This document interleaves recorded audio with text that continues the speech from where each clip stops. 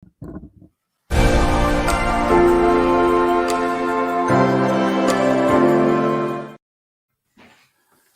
good evening.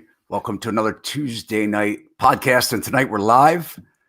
I'm Todd Sachs. I'm a broker, founder of Sachs Realty. We are a commercial and residential real estate brokerage here in Maryland.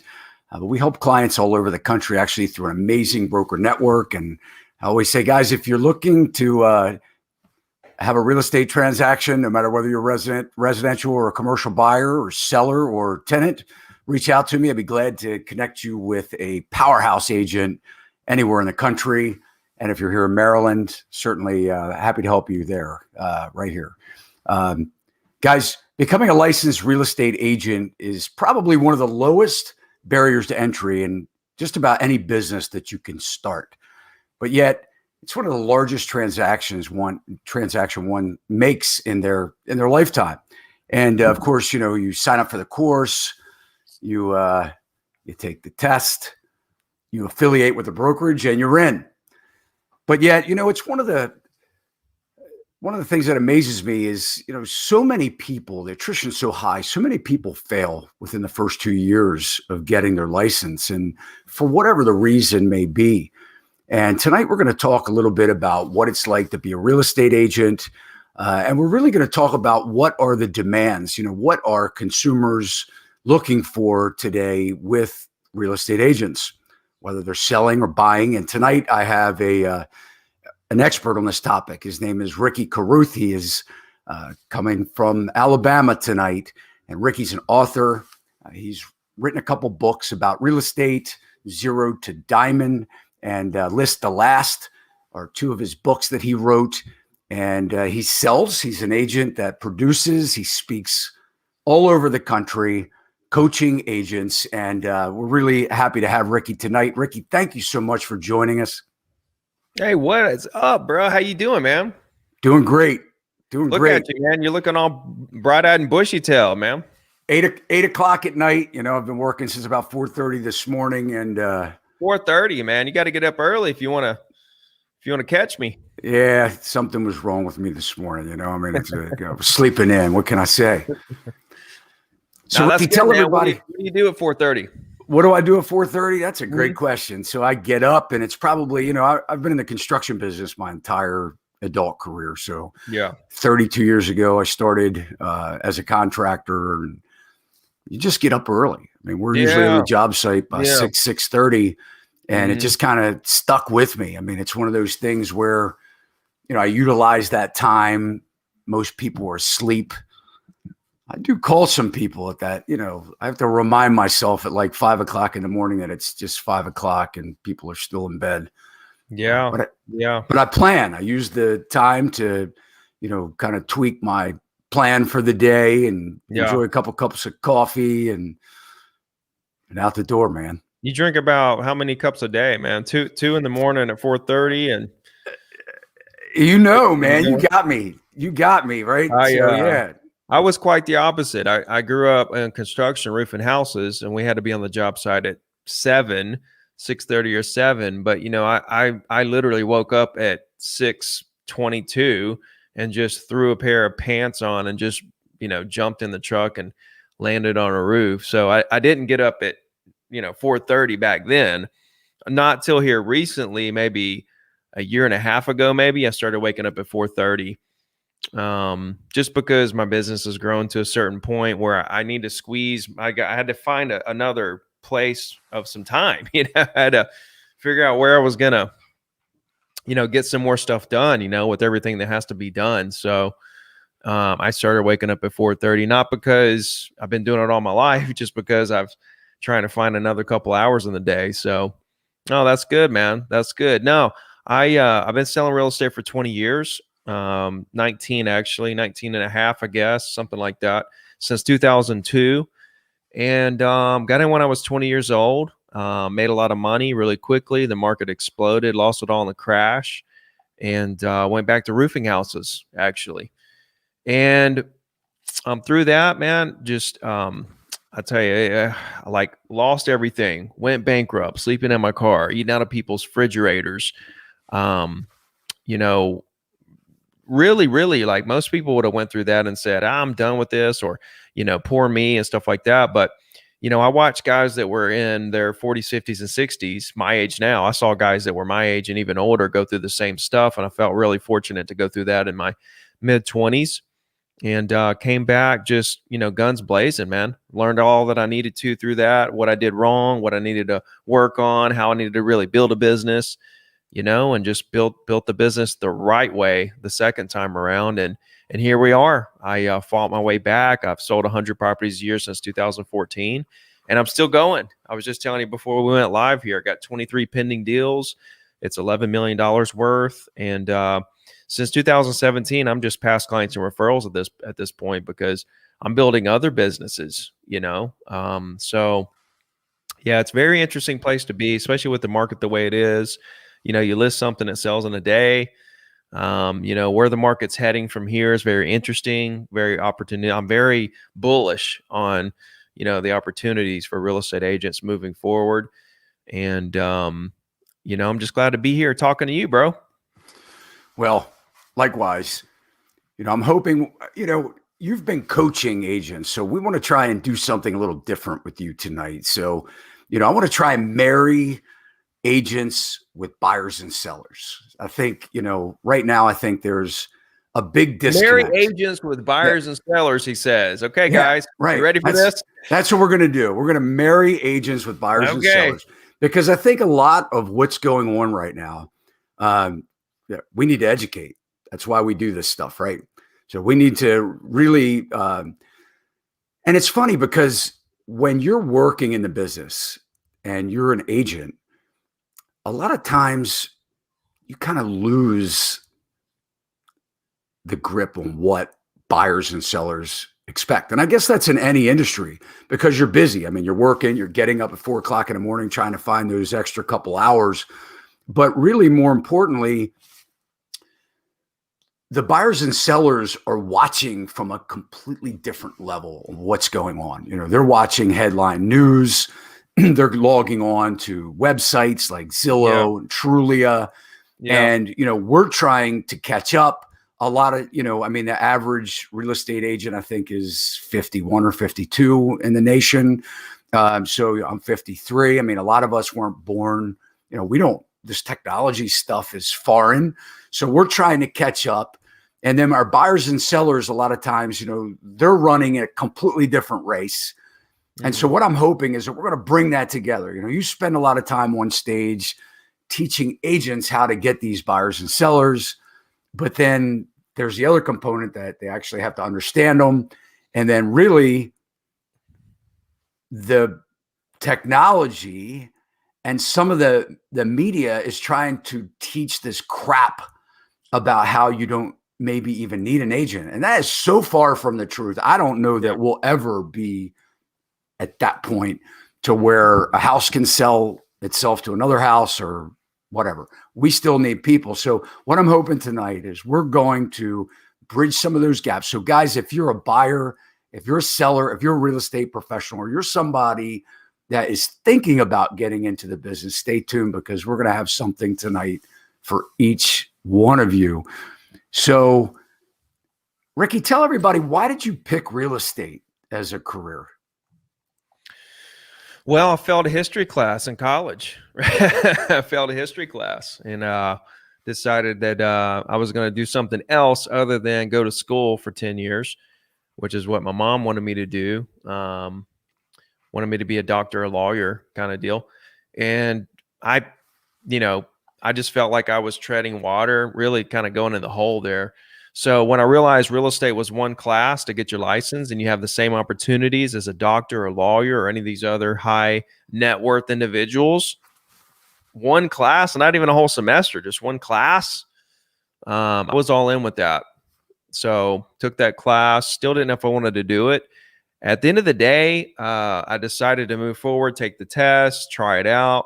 I still wasn't fully, on board with it. But I wanted to use it as a vehicle to help people, So I knew that I would figure out how to help people with real estate. And, my thoughts were helping people buy and sell, which I did that for 2 decades now, but now it's even turned into helping agents, and who knows where it'll go from here. Maybe I can take my sales experience and sales knowledge and help people in other industries at some point, but it's all about helping people, how many people you help, regardless if they can benefit your business or not, just help everyone, the more you try to help, and you build your brand around that. When you build your brand around being the hardest working person who just loves to help people, people love that. They gravitate to you. If you're an honest professional person, you don't care what you do or what you sell, they're going to want to do business with you. When you're not trying to pressure them into doing a deal, you're just there to help them do whatever they're going to do anyway. People are already buying and selling. People are already going to buy or sell. They already know when they're going to buy or sell. So it's not our job to necessarily try to get them to buy or sell. They're already doing it.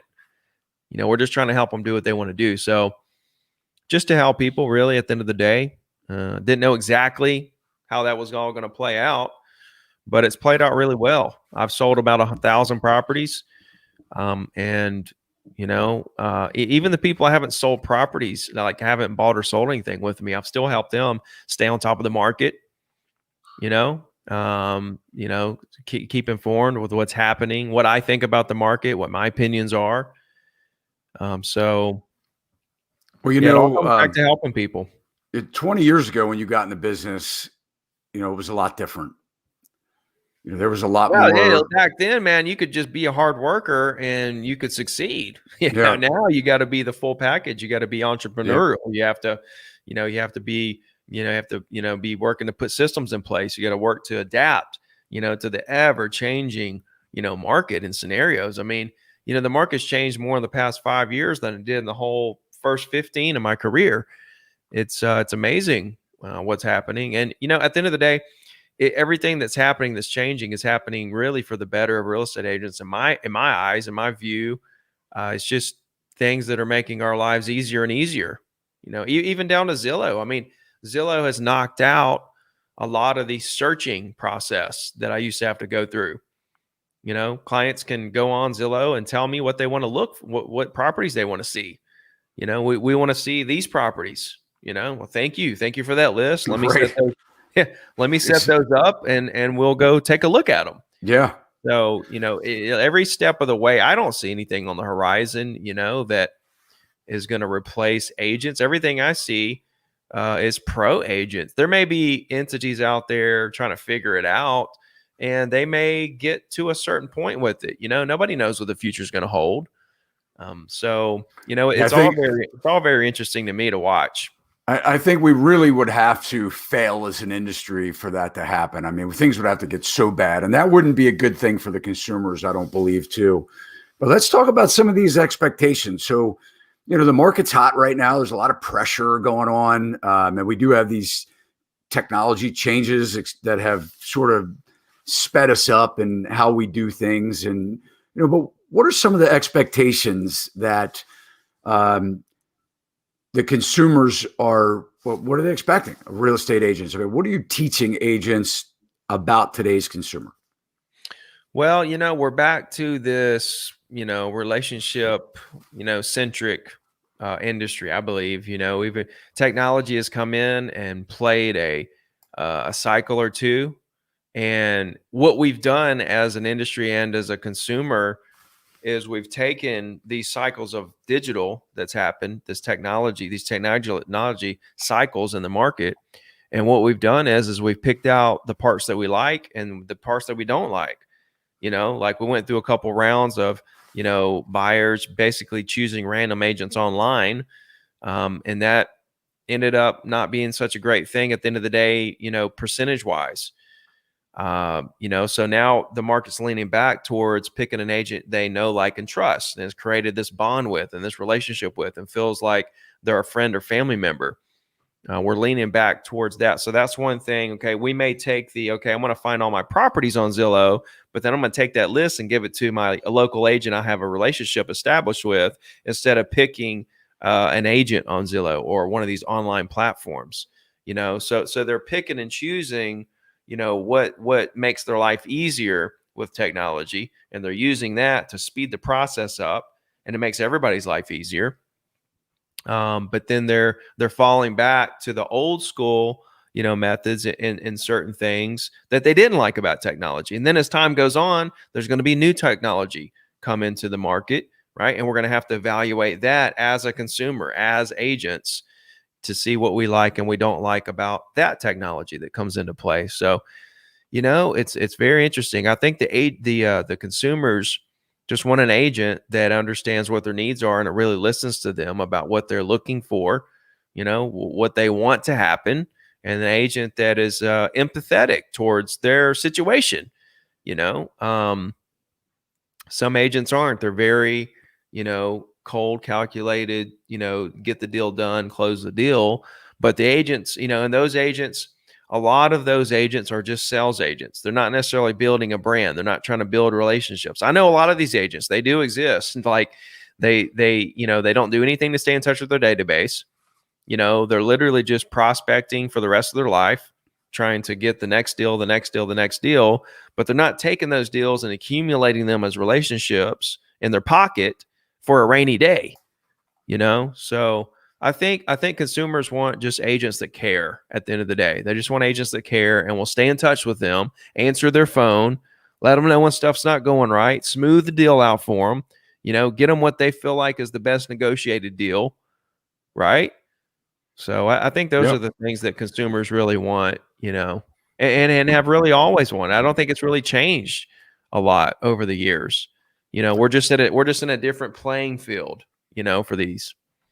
Yeah, I think you're right in communicating. I mean, I think, with the agents, they have to understand, I mean, with that Zillow and the search tools that are available to the consumers today, one of the things that, I think we really have to understand as an industry is people are awake at 2:00 in the morning, and they're looking for properties. And, a lot of the frustration I know, at least with myself, is even our own MLS. I mean, we set them up on these searches, but, they may not get it till the next day. It might not push out until the morning or, the next day. And what happens is, you get up in the morning and they're calling you saying, hey, why didn't you send me this property? Like I was searching last night and this property was on Zillow. And I think that communicating with the consumer and letting them know that, they may be getting these properties aggregated, within minutes of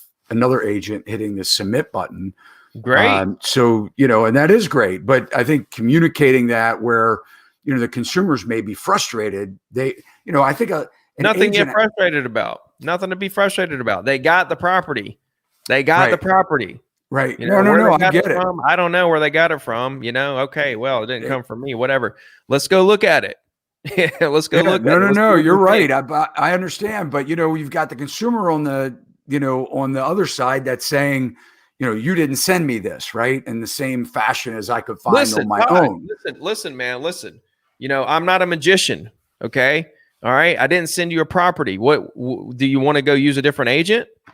Because if you do, by all means, please go do so. Right. Because no. Like if this isn't working, like right. if you feel like I'm falling short That's here, what you tell them. I don't. Yeah, absolutely. Like I don't need you to feel like I'm falling short. If you don't feel like I'm providing you the service that you need and you can find better service somewhere else, I want you to go to this other agent that you feel like is going to give you better service. And if you think he's going to turn into a magician all of a sudden and he's going to flip his hat, there's going to be, mice and bunnies and all kinds of stuff and birds start flying out of his hat. And you think if that's what you're looking for, magicians, you might want to go to Vegas and check out one of them shows.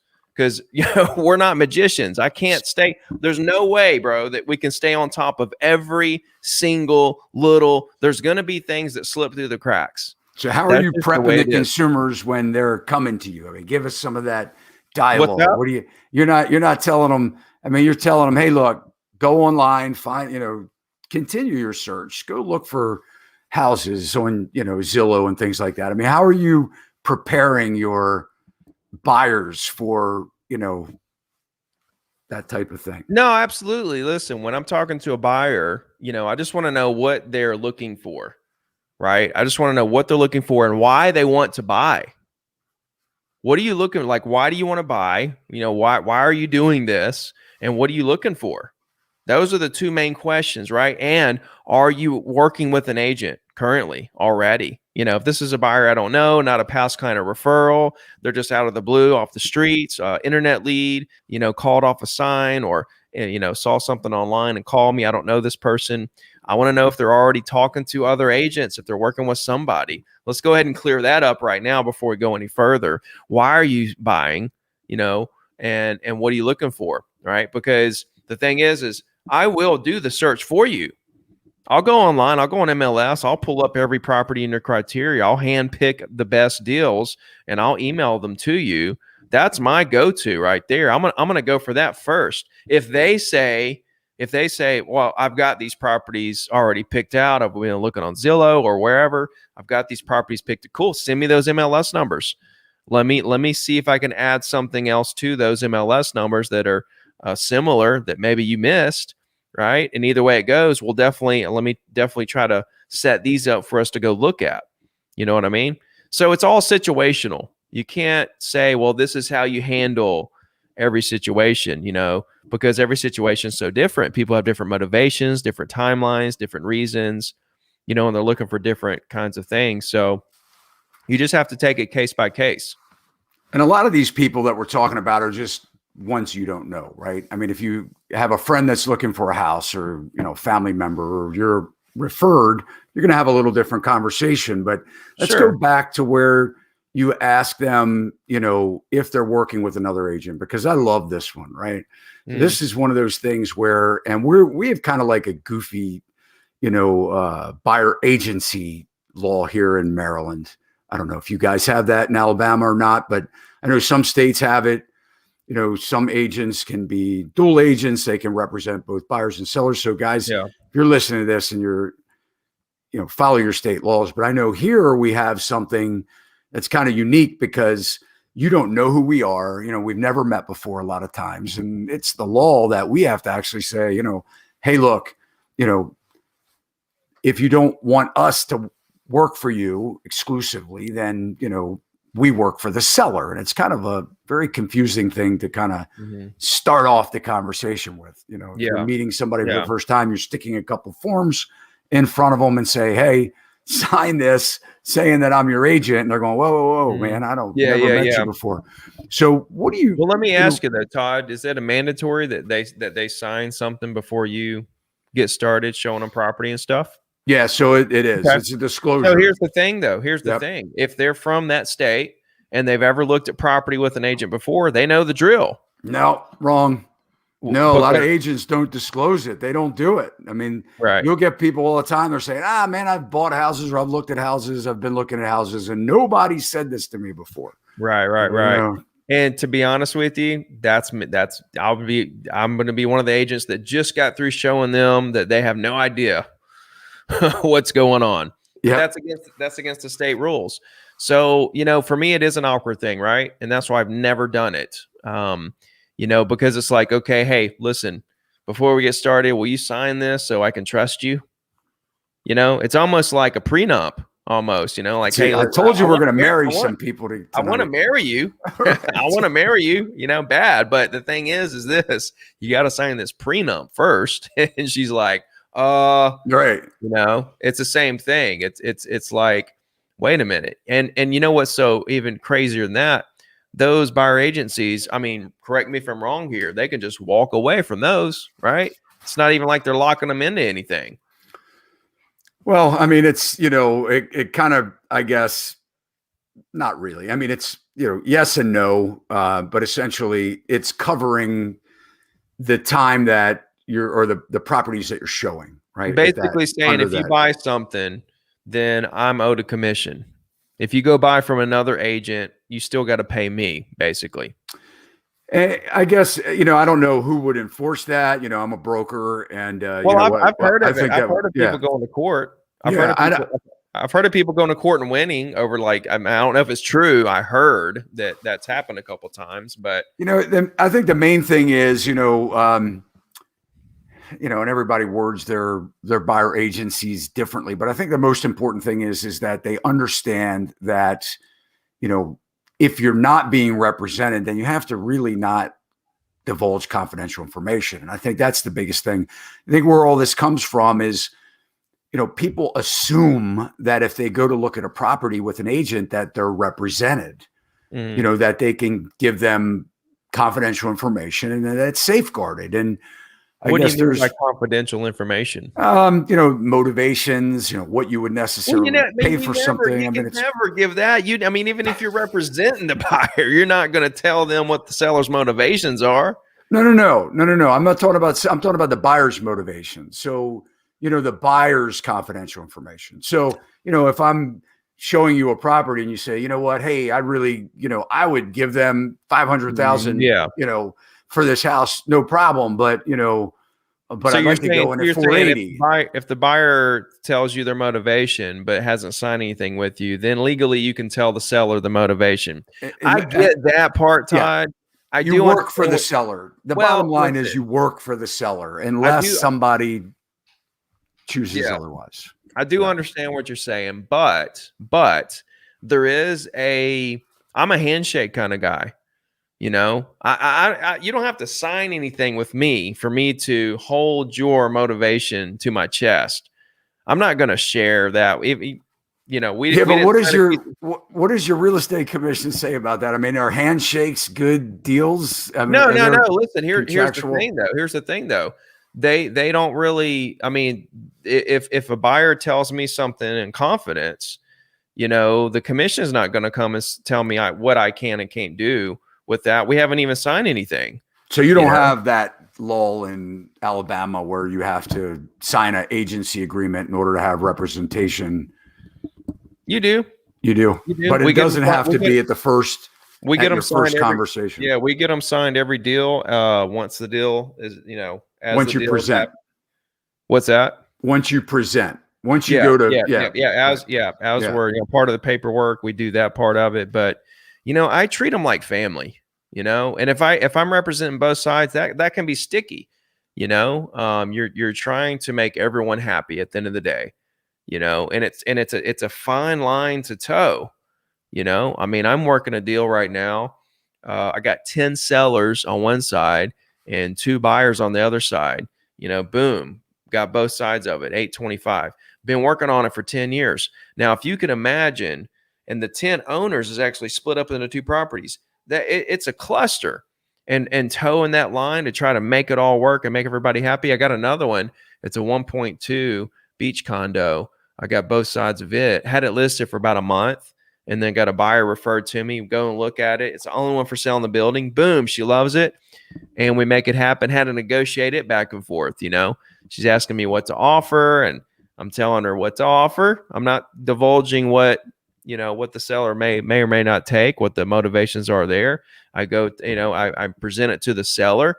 He's like, well, let's think about it. We want to do this. The good thing on that one is the seller didn't really ask me what I thought or what I think he should do. Right. I did tell him it was a great buyer, and but you can have dual agency in Alabama. So yeah. You can, I know in Virginia, just over the line in Virginia. I mean, you could have dual agency there. Well, let's talk about, what are some of the biggest misconceptions that the public has about real estate agents? Well, you're right about the media. I don't think the media's out there saying that they don't need real estate agents, but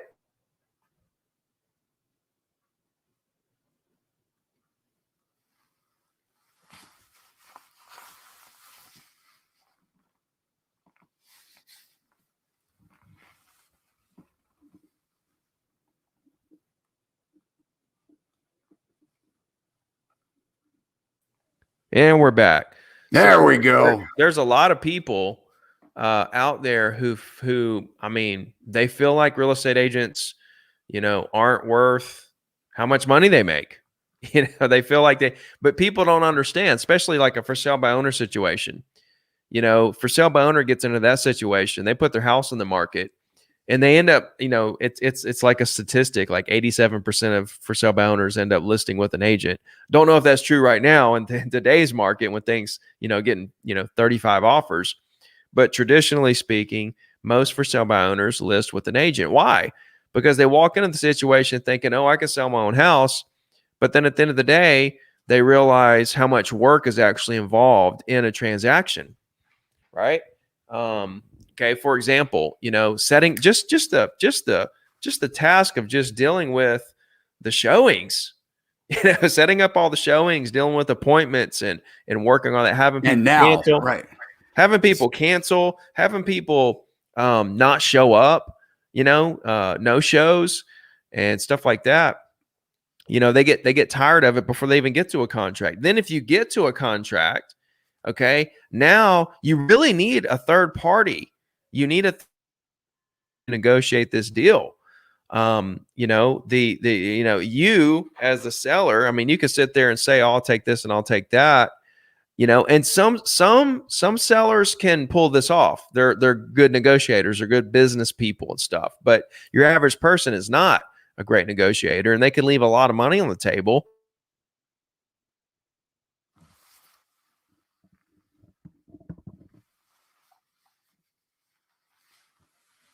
I think we may be losing him. See if he comes back here. It's Alabama internet, bro. We are not That's going the nice anywhere. thing about going live, man. It's like we are not going live. anywhere. It might go in and out, but this is Alabama, bro. So, yeah, at the end of the day, I think that's the biggest misconception, that we just wake up, we sign a contract upside down, in our bed as we wake up and make a $10,000. It's just not the case, man. There's so much work that goes into each and every deal. It's not just from contract to close. It's everything beforehand. It's, there's just so much to it, and real estate agents invest a lot of money into their business as well. And you wouldn't believe most agents, it takes them, 6 months to a year, let's say on average, to get to your first deal. Can you imagine working for a year for free? That's what most agents do. They work for a year for free before they get to their first deal. And then, it's still an uphill battle for the next couple years. You have to be a one-of-a-kind person. And I don't think the general public realizes, how tough this business really is and how competitive it really is. And I'm a big believer of competition doesn't exist. And it's true, because if you look at the fact that business is unlimited because closings happen every single day, forever, regardless of market conditions, then, you can start to break down how this business really is unlimited in terms of you can't talk to every single person in your market ever in your life. Okay. That would be the goal. And then once you did, you'd have to turn right around and do it all over again because everybody changed their mind after 5 seconds. So it just creates a scenario where if you look at the business correctly, it's an unlimited abyss of work to do. Take the deals out of the equation and start to concentrate on database growth. But people don't understand how much work really goes into this on a foundational point of view or a strategic, technical point of view on actually closing the deals. I mean, let's go juggle. I would love for someone out there who thinks real estate agents don't do much and come stand a 15 minutes over here in my office and juggle the things that I have to juggle just to try to maintain and just help everyone feel comfortable and keep everybody happy. Make sure that they feel like they're getting the best service and they're getting the best deal. There's a lot to it. So, yeah, just from the negotiation standpoint alone, and just understanding what's happening in the marketplace. I mean, it's just it amazes me. So many people.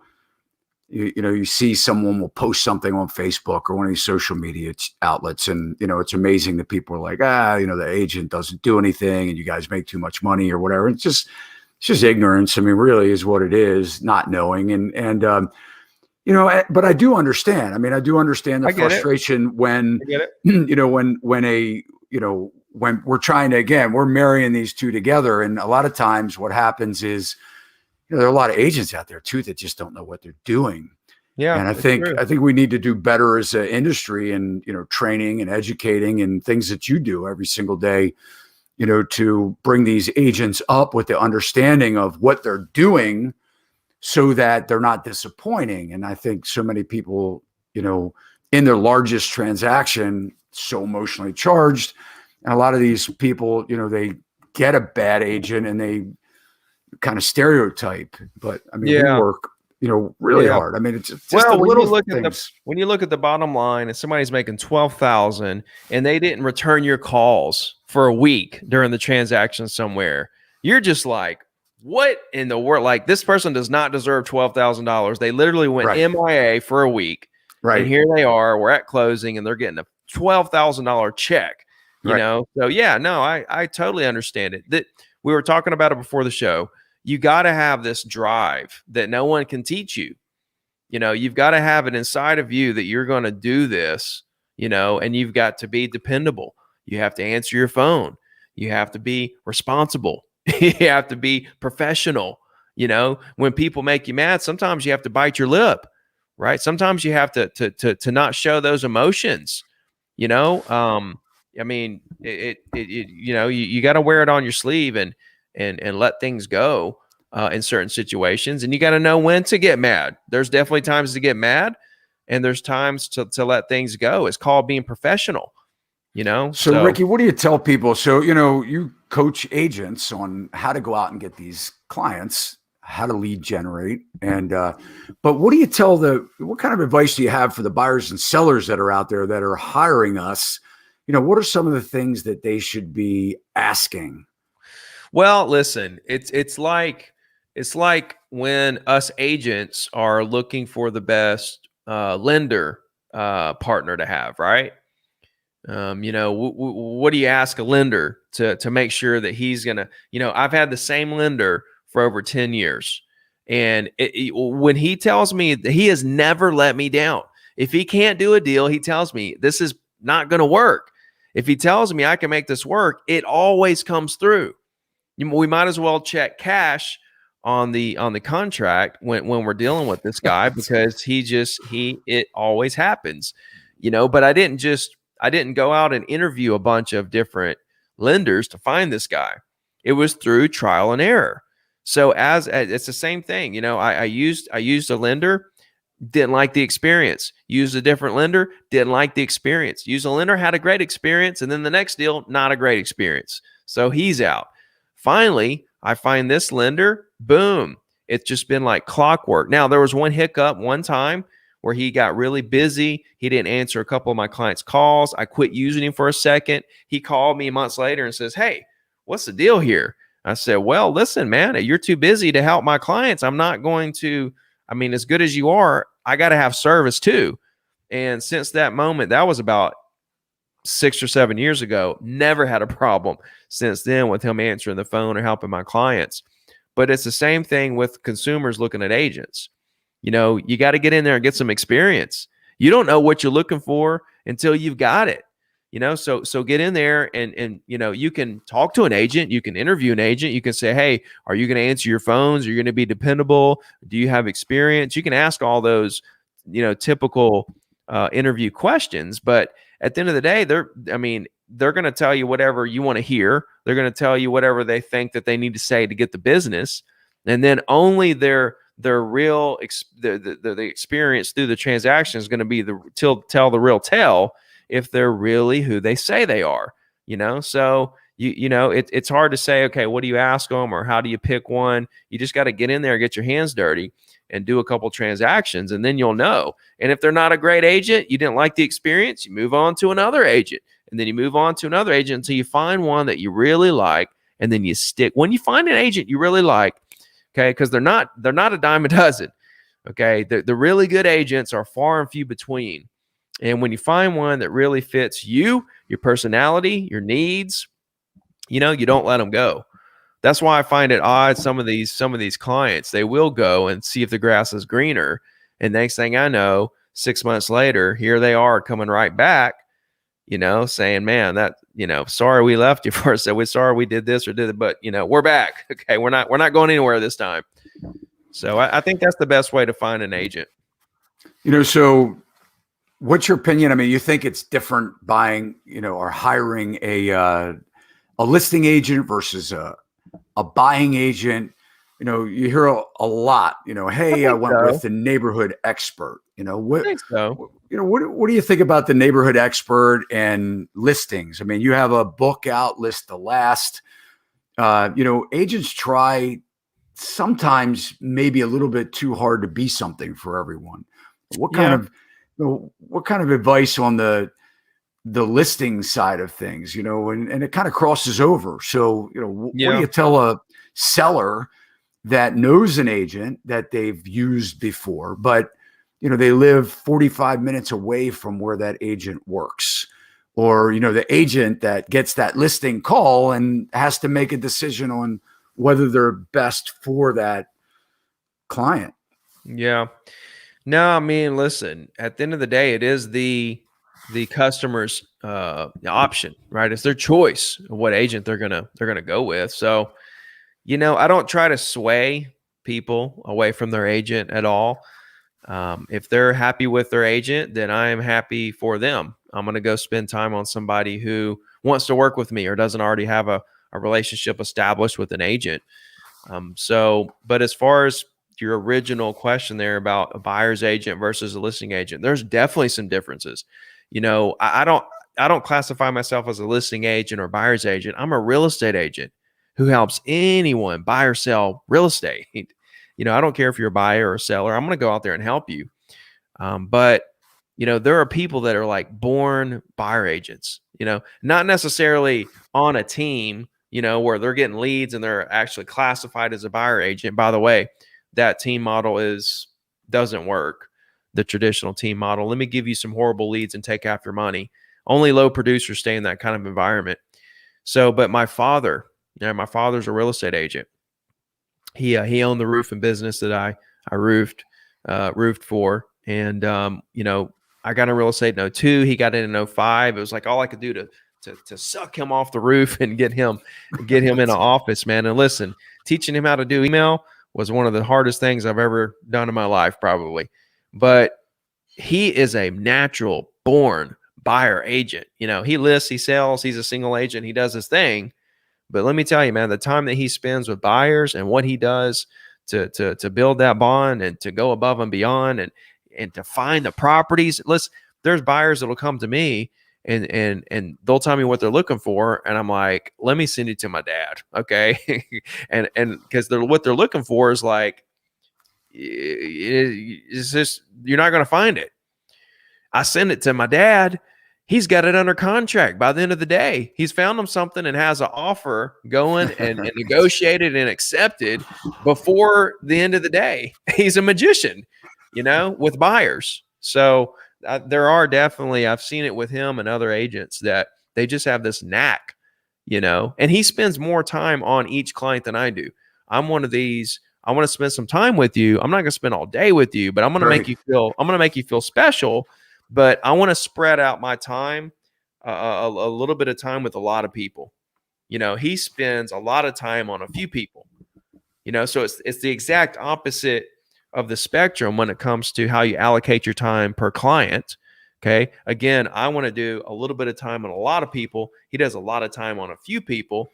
But here's what's so cool about this. And this is for all the buyer agents out there. Look at where he is right now, this second. This man is out there listing so many properties. Why?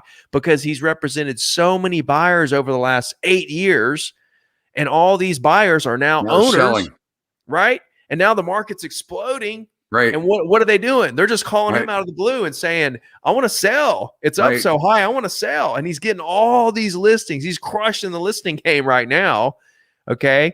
And that's what's really super just interesting about watching the timeline of how this all came to be. And it brings me to another great point of buyer agents right now, because in today's new market, a new agent, really tough to get buyer leads. I mean, really tough to get listings for new agents, right? Yeah, absolutely. Yeah. Like this is, lowest inventory probably ever. That's right. It's for a buyer. A new agent comes in, the effort per transaction to get a listing, at least at an all-time high. I mean, you represent a buyer, you're competing against 15 other buyers on each listing. You're getting outbid. Okay. Yep. So the effort you're putting into each buyer to try to get them under contract at an all-time high, the effort per how many calls you got to make to get a listing, all-time high. But what's super interesting right now, if new agents will really take this in, and that is, because a buyer lead's easy to find because there's tons of buyers. There's just no sellers. So buyer leads are easy to find. If you can lock into a buyer and you know what they're looking for, if you will take that opportunity and quit waiting on it to come on the market and actually start getting out there in that subdivision or that community or that condo complex that buyer is looking to buy in, you have all the power. You can literally call those owners and say, hey, I can bring you an offer today. Let me come look at your house right now and let me see what we can do. I can bring you an offer today, a written agreement, right, for you to look at and ponder on. And new agents aren't really taking advantage of this because nobody's really training them. I don't think the older agents are taking advantage of it either. I mean, and that's, I tell you, and Ricky, and that's a good point. So, let's talk about that for a minute. So when you're, if you're a consumer out there and you're looking for an agent, you need to ask that question. Are they going to be willing to go out and scour the neighborhood, knock on doors and send out postcards and do things? Because you're exactly right. I mean, that's a lot of what it takes to be successful is you can't sit around and wait for it to hit the market, because when it does, like you said, there's 25 offers on it. You need to find something off market where there's no competition. Yep. The seller said they would sell. You've got the buyer. Boom. There you go. And let me enlighten you too with dual purpose. Everything you do should have dual purpose, which means more than one reason why you're doing it, more than one purpose. So when you're calling these neighborhoods, you're of course looking for a property for that buyer, okay? But some agents, they're only solo purpose, right? They're just focused on one certain outcome. Okay, they're not thinking about different outcomes for one activity. When you have more than one outcome for one activity, then there's no way to lose because you've got a backup reason for why you're doing things. If you're thinking about just focused on one result here, and that is to find that buyer a piece of property, and you don't find them a piece of property, you think, oh man, I made all these calls and I didn't find anything, this sucks. But at the end of the day, if you have dual purpose, whereas, okay, I'm looking for this buyer piece of property, but I'm also hoping to create 5 or 10 new friendships with property owners in that subdivision for later deals, or maybe even now deals. Heck, you may call some sellers in there who are looking to buy, or they may tell you, listen, Ricky, the market's on fire and it's liable to crash at any moment. I'm going to be one of these buyers that buy when the prices go down. Please keep me in mind. Absolutely. Do you have an agent that you normally work with? No? Well, cool. Let's stay in touch. What's a good email for you? Boom. Dude, it's a great point. And, and it's true. And if you have these buyers, it's a reason to knock on the door. I mean, a lot of times, and I did door-to-door sales way back in the day, man. I sold encyclopedias, which most people today, they don't even know what the heck those things are. But, you hate to knock on the door. It's kind of like you're afraid of the rejection and, having that door slammed in your face. But if you have that buyer, it's a reason to knock on that door. And then, like you said, your buyer may not like that house, but now they're interested in selling. Further, Dodd. Let me take it a step further, just a step further, okay? Just to help everybody watching, okay? That's what we're trying to do here, help agents. Let's take it a step further. If you need a buyer to have a certain level of confidence to talk to this property owner with conviction enough to help them understand that you want to help them if buying, selling, whatever the case may be, why can't you, even if you don't have a buyer, not tell them you have a buyer, but in your mind, tell yourself I have a buyer, okay, just to build that same amount of conviction and confidence. It's like people say, okay, I'm living on Zillow leads. Okay. And I'm spending $100 a lead or $15 a lead or $20 a lead for Zillow.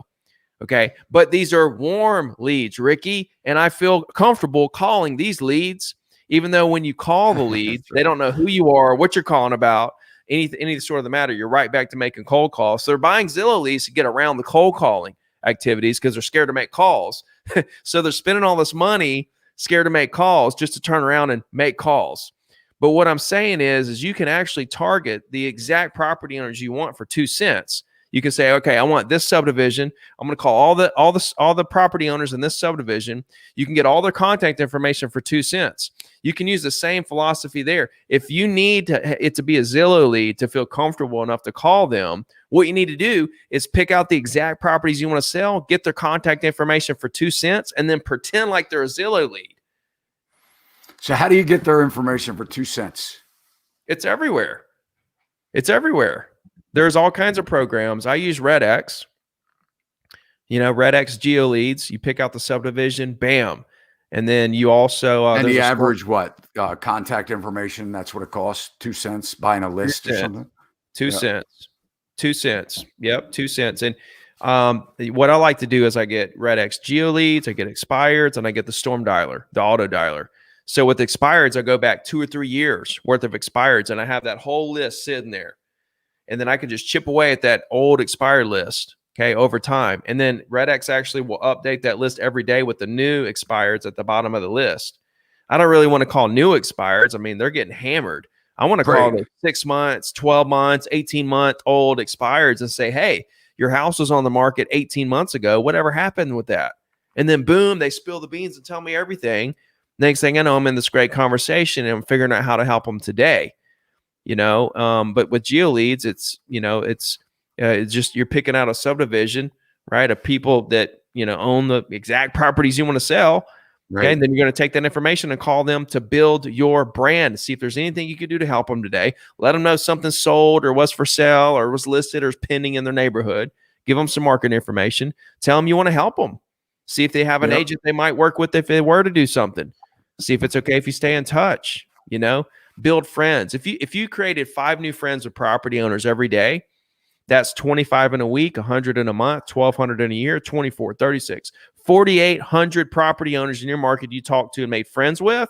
How big is your business, Todd? If you have, let's say 5,000 property owners in your market that you're friends with that are and have been getting a weekly email every single week on the same day of the week forever. How big is your business at that point? Huge. You're the number 1 agent in your market, if not the number 2 or 3. You're way up there, and now the momentum is at your back. Now the wind is at your sails, and all you got to do is keep the momentum going, right? Keep the momentum going, and it just depends on how far you want to take it.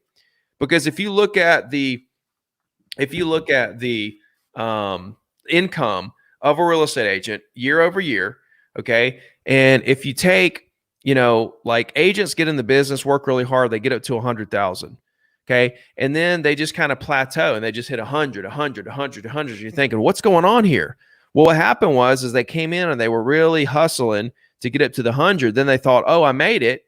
I'm going to live off this database I built. And when you live off the database you built, you plateau.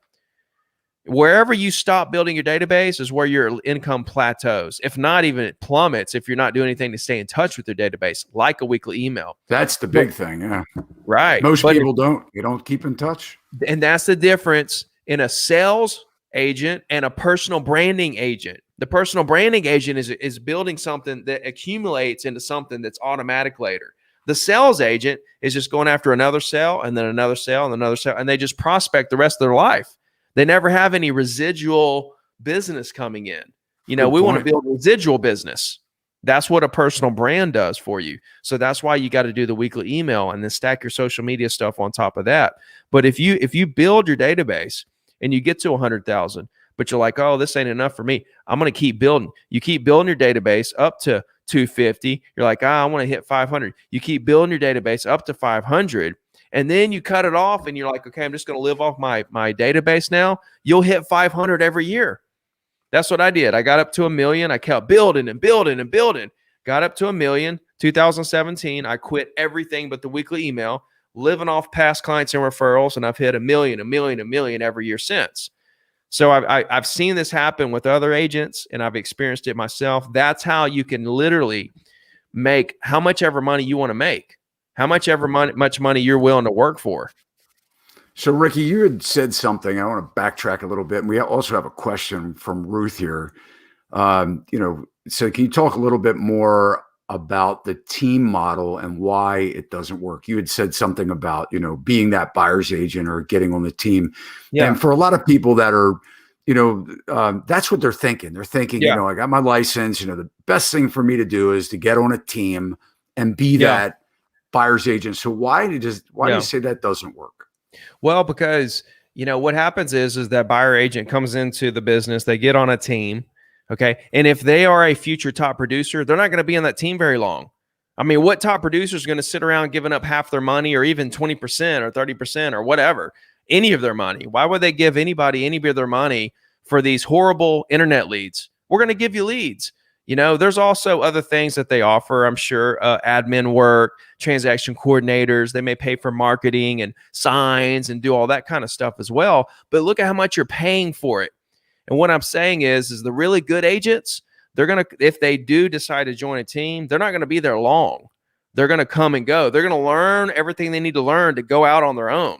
So why would you even be a team leader of that type of model when you know that the good agents are going to come in and leave? Why wouldn't you have something set up that where you retain the top producers? Let's create a model where we retain top producers, right? And then what happens? The traditional team model that a lot of these companies promote you to do, if you are smart enough to leave that team on, what happens is you end up with a team full of low producers. I mean, at the end of the day, they're average at best or lower producers. They're giving up half their money. Who gives up half their money? Not a high producer. Or, so, and then if they're smart enough to get out of that situation, then these companies say, oh, well, go be your own team. Okay. And then they're like, okay, I'm going to be my own team leader here. I'm going to go create my own team full of low producers. Why? That's what I'm saying is the model is kind of broken. When the mega teams first came out, it was interesting. It's like, oh, you can bring agents in, you can make money off them and stuff. But what you realize over time is that if you're one of these that try to build a team, and there's plenty of people that are successful at it. This is just my opinion. Yeah. I mean, it's totally up for debate.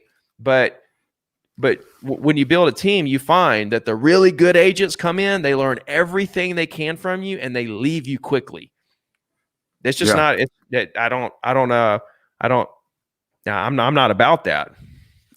Yeah, and I guess it's, what your model is too. I mean, it's, a lot of people, like you said, I mean, it is debatable. I mean, I guess for some people, I mean, and it just gets back to that, why a lot of these agents don't make it.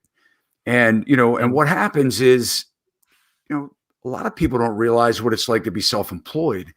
And for some probably, and you're right, you're not going to get those top producers, but you'll get that loyal, agent that does a good job, but they're, sort of like their expectations are different. So I guess it just depends on, what you're looking for. I mean, if you're, obviously you're going to have that person with a killer instinct that is just an entrepreneur and they're going to go out and, it's never enough. They just want more and they have the capability of doing it.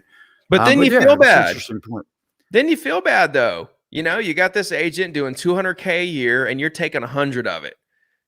Okay. I mean, I don't think that's going to happen. Yeah, I think you're right. I mean, 100%. I mean, you have somebody that's doing 200,000 a year and they're paying $100,000 and not getting anything. Yeah. I know agents right now that are doing it. Yeah. That are giving up half their money. Yes. They're giving up $100,000. Yes. Wow. And I'm like, what are you doing? But they feel like that's where they feel like that's where they got to be, for whatever reason. So what do you think? Let's talk for a minute about that, because we were talking about buyer's agents, and the laws are different, obviously everywhere, as far as, dual agency and things like that. But, traditionally speaking, we know who pays the commissions, right? I mean, it's, it's the sellers, right? I mean, usually to a certain extent, that's another debatable topic, it's like, the sellers are really looking at their bottom line, and sure, it's in the price on the HUD statement. It shows coming from the seller, but the price was actually, especially in today's market where you can literally ask whatever you want to ask, so, when the market tightens up, then that'll be a different story. That'll be Do a you totally think different we'll story. get to the point where there are no buyer's agents? I mean, if we start saying to the buyers, "Hey, look, if you want me to show you this house, you're going to have to pay the commission." What do you think happens at that point? I mean, there's a lot of things going on, and and we're not going to have the Yeah. commission conversation as far as the amounts and things like that. But I mean, you can search online, right? I mean, there's a Yeah. lot of things going Yeah. on right now that are Sure. challenging. Listen, here's the thing, man. The market is resilient. Okay. Real estate agents are resilient. Okay. What I saw over the last year of how agents adapted through what we just went through has been nothing short of amazing. I'm incredibly proud of the industry for how they've adapted. Not just I expect agents like me and you to adapt through something like that, but to take a 2-year agent or a 1-year agent or a brand new agent and adapt through what we just went through. No, man, it's amazing to see, to watch the industry and how these newer agents have adapted. So no, So you think we'll always have buyer's agents? what I think is that my point is that the market's resilient, real estate agents are resilient, and who knows what's going to happen. Okay, but I'll tell you this: we are going to make it happen. Yeah. Right. So if they come out and say, okay, now all of a sudden, the buyers have to pay their own commissions. Okay, that is still like we're gonna have to deal with that on a lender level. Everybody will be dealing with it, right? Like where's that going to end up on the HUD? Right. I mean, if the buyer, let's say they're getting a FHA loan or a USDA, or they're doing one of these, 3% down or, whatever loans where, literally they do not have the money to pay another 3% Right. for a commission. Another Then 500 for that bucks for that matter. Right. I mean, it's right. Whatever. What happens now?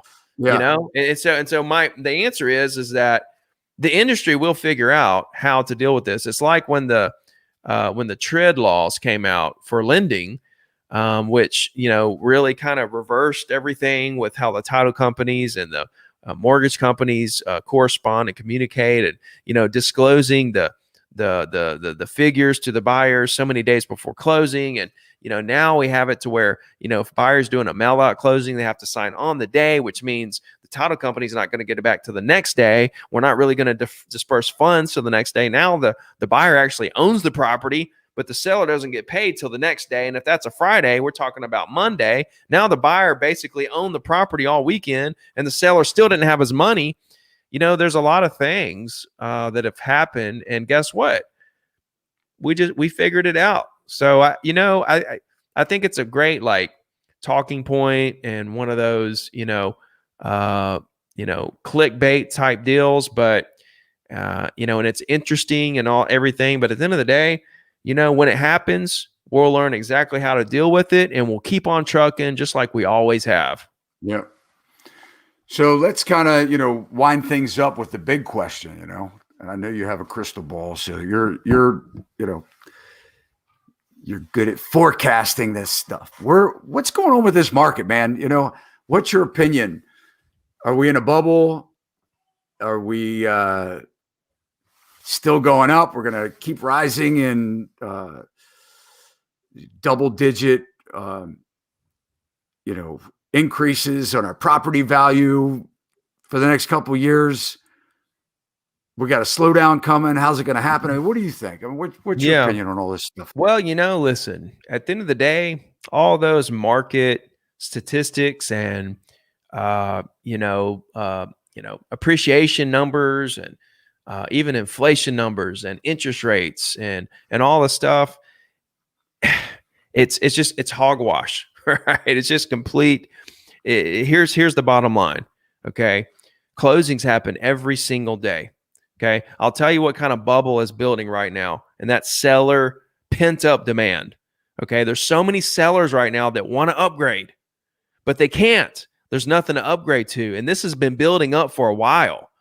This has been going on for months and months and months. Okay. There's sellers that need to upgrade. They had a baby, or, whatever. They just want a nicer place. They're tired of where they've been. whatever the case may be, there's a lot of sellers who want to upgrade. And that number is increasing every day of people who are thinking, man, I wish I could move out of my house and move into this house down the road and this and that. And it's growing by leaps and bounds. And what's going to happen is at some point, I don't know what's going to happen or why it's going to be. Maybe it's because interest rates come up at some point. Maybe it's because of this or that. But the market is going to lose steam that it has right now. The market's like a full-blown locomotive right now. Just steam blowing out of its ears. Like it's just going full steam ahead. And it's going to lose some steam at some point. It can't do this forever. This is the mother nature. This is the market cycles. So as it starts to lose steam, all these sellers, because there's two reasons here. The sellers don't want to leave money on the table because prices are going up so high. It's like they want to sell, but they don't want to sell because they want to wait a little bit longer, let it go a little higher, a little higher, a little higher. Well, at some point, they're going to realize that we've hit the top. And everybody's going to realize it at the same time because the feds are going to raise interest rates out of nowhere unexpectedly. It's going to catch everybody off guard. Or, we're just going to realize that there's way less buyers all of a sudden for whatever reason. Some economic numbers are going to come out. I don't know what the reason is going to be, but all these sellers that really want to sell are going to realize this at the exact same day. And they're all going to call their real estate agent to say, go hurry up and sell. Hurry up and list my property and get it sold. And we're going to get a flood of listings, which is going to last about 2 weeks. Okay. Because here's the other side of it. There's still going to be a lot of demand when that happens. The demand's just not going to go away overnight. There's still going to be a lot of demand. So it's going to be a complete euphoric situation for real estate agents. It's going to be about a 30 to 60 day window where sellers are calling you saying, sell, sell, sell. And you still got all these buyers that have been missing out on all these properties getting overbid. And you're going to have all these sellers and buyers at the same time. You're going to represent both sides. It's going to be, I'm telling you, complete euphoria for a good 30 to 60 days. Okay. And then once that wave comes through, I think we're going to get right back into more of a normal market. I don't think we're going to see this huge downturn. We definitely could see a correction, man. I've been watching condos on the beach. There's a condo I know for a fact that a couple condos went up a couple 100,000 in the past 8 months. That's not that's that there's something going on there. I mean, there's definitely room for prices to come down as fast as they went up. You know how stocks go when they go up fast. Regardless of how great that company is. They're going to come back down because people are going to want to what? Take profits. And that's what you're going to see, man. Whenever everybody realizes at the same time that it's time to go and we better get it now before it goes down, everybody's going to hit the market at the same time. So when that's going to happen, hey, it could be 2 months, 6 months, 12 months, 18 months, 24 months. Who knows? Who knows? I don't think it'll be that long. I mean, if I had to put a number on it, I would say it would happen this year at some point, but maybe it's next year, but I'm ready. I'm ready. Like, it doesn't matter which way the market goes. Okay. I believe that we're definitely headed to that place where the market continues like it is. And then boom, bunch of listings, a lot of buyers still, then the market calms down. From there, where do we go? Is it going to come down? Is it going to be like a crash, or is it going to level out? Is it going to be a slight correction, or is it just going to kind of like barely continue to go up a little bit? It doesn't matter, because if it really crashes hard, where's all my investors at? Let's go. That's right. They're going to call us out of the blue, just like the sellers called us out of the blue when they realized it was time to sell. Now the investors are going to call us out of the blue, and us real estate agents who built our brand and let everyone, as many people in our market, know who we are, what we do, and we're here to help. We're going to be the ones that these people are going to call during these times. Well, I think that's a good analogy. And, I agree with you. I think that we will definitely have some type of correction. How will it come in? That's the big question. And, but man, some great tips tonight. Ricky, thank you so much, man. This was great. Yeah. Enjoyed it, bro. Enjoyed it. Thanks for having me. Good questions. Good conversation. Yeah, absolutely. And I want to ask you one question and then we'll wrap up here. But so what's the one thing that if you had to think of one thing, somebody's thinking about getting into this business, this wonderful world of real estate, which I love, you love. We know it's a great industry. We know it's resilient. We know that it provides a lot for many people.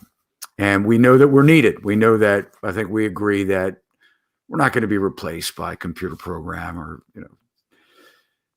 some, technology. I think that at the end of the day, people still want to deal with people and they want to be understood and they want good representation. What's the one thing, Ricky, that you would tell somebody that wants to get into this business that would prepare them for their career? Well, I mean, that's a long-winded answer, but just to shorten it all up, I would say that you got to realize, you got to get your mind right first. Okay. You got to wrap your head around the fact that, it doesn't matter what the market does. A lot of new agents are scared of markets and what it's going to do to affect your business. Listen, we're brokers, okay, which means we make a commission, which means it doesn't matter what the price is. What's really cool about market corrections and market, crashes is that during those times, the price is always going to adjust down to a level or up to a level, right? Up or down to a level that people will buy, which means what? People will buy. They're always going to be buying, regardless of what the market does, because if the market gets bad enough, prices adjust to the level that people still continue to buy. So you can rest assured that you have job security in the fashion that closings never stop, regardless of anything that happens, okay? Which creates what? A scenario where business is unlimited for every single agent, okay? And competition doesn't exist. It's only between you and how much you want to work, okay? Once you understand that mindset and that philosophy behind the business, now we need to put the work in. What is the work? Don't get caught up in the hype of all this buying leads and paying for this and buying that. Listen, just create 5 new friends with property owners in your market every day. Okay, do it every day, 5 days a week for 3 to 4 years, and you'll be one of the top agents in your market. Okay, create a weekly email on the same day of the week forever to build that brand and let no one forget who you are, right? You want everyone to know who you are, what you do, and you're here to help. And beyond that, you just want to be professional, right? Which means what? Being responsible, being honest, being dependable, doing what you say you're going to do, working hard. People love hard workers. They love hard workers. So if you can actually be a hard worker, even when nobody's watching you, right? Putting in that work, making it happen, trying to figure things out, hacking the system.